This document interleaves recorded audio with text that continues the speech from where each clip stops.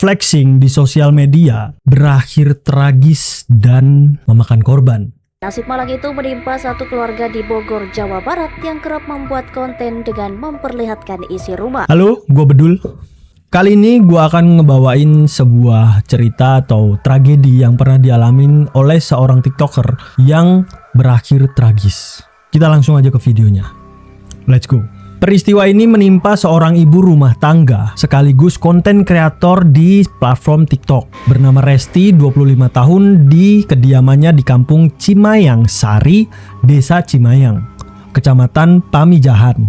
Kasus ini sempat viral secara nasional karena dikaitkan dengan konten home tour-nya, yaitu dia flexing atau memamerkan atau memposting apapun yang ada di rumah mewah barunya. Ternyata plot twist-nya nanti lo tahu sendiri. Karena apa dia dirampok dan kenapa kok bisa jadi sasaran perampokan. Kayak gitu.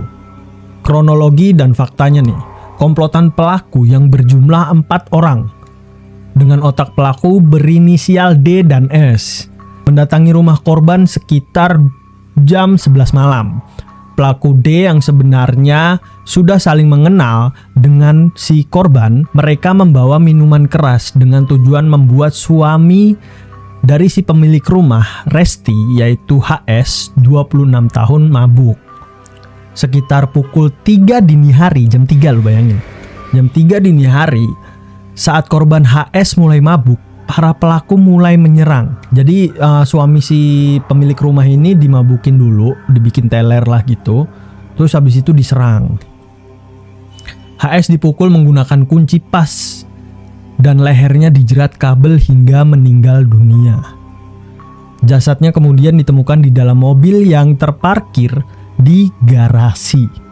Tidak berhenti di situ, para pelaku merangsek masuk ke dalam rumah dan menganiaya anggota keluarganya secara membabi buta. Resti, sang istri, Nining, ibu mertua berusia 48 tahun, dan Alifa, anak perempuan yang berusia 8 tahun.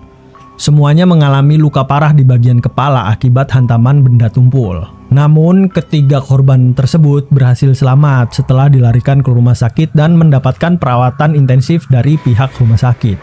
Para pelaku membawa kabur satu buah unit mobil Mitsubishi Expander milik korban, perhiasan, serta mobil Calya yang ada di sana. Nah, mobil Calya ini nih yang bikin kita semua mikir, gitu. Ternyata motif dari semuanya ini, motif dari perampokan yang terjadi di rumah si Resti ini adalah antara lain bersangkutan pada hutang. Pelaku utama D memiliki hutang kepada keluarga Resti setelah menggadaikan mobil Calya. Nah, mobil Calya yang tadi yang gue maksud. Sebesar 23 juta. Karena desakan ekonomi dan sering ditagih oleh korban, pelaku D yang tidak mampu membayar akhirnya merencanakan pembunuhan untuk menguasai harta korban. Lu bayangin, lu punya hutang, tapi lu gak mau niat bayar, tapi mau menghabisi orang yang lu hutangin gitu. Ini bukan manusia sih. Maksud gue kalau lu punya utang ya seenggaknya nyicil aja gak sih biar better gitu, sama-sama enak gitu. Toh mobil yang di sana juga nggak diapa-apain, cuma dipakai harian mungkin ya, gitu. Dirawat juga loh mobilnya, kan dipakai, gitu. Nah, yang jadi patokan di sini sebenarnya istrinya, si Resti ini, gitu. Kebiasaan istri korban, si Resti, memamerkan perkembangan pembangunan rumah mewahnya serta isinya di sosial medianya. Kepada ya si Resti ini punya 35.000 lebih followers di sosial medianya gitu. Terus dia setiap kali itu sering memamerkan isi rumahnya. Jadi apapun yang ada di rumahnya itu orang yang di 35.000 followersnya itu tahu gitu apa yang ada di dalamnya kayak gitu. Nah, celah ini ternyata membuka kesempatan buat para komplotan pelaku yang udah tahu nih seluk-beluk dari rumah tersebut gitu. Makanya mereka merencanakan sesuatu yang di luar nalar. Dan kini keempat pelaku berhasil ditangkap oleh pihak kepolisian tak lama setelah kejadian dan dijerat pasal pembunuhan berencana serta pencurian kendaraan dengan kekerasan. Pasal 340 dan 365 KUHP dengan ancaman hukuman maksimal seumur hidup atau hukuman mati.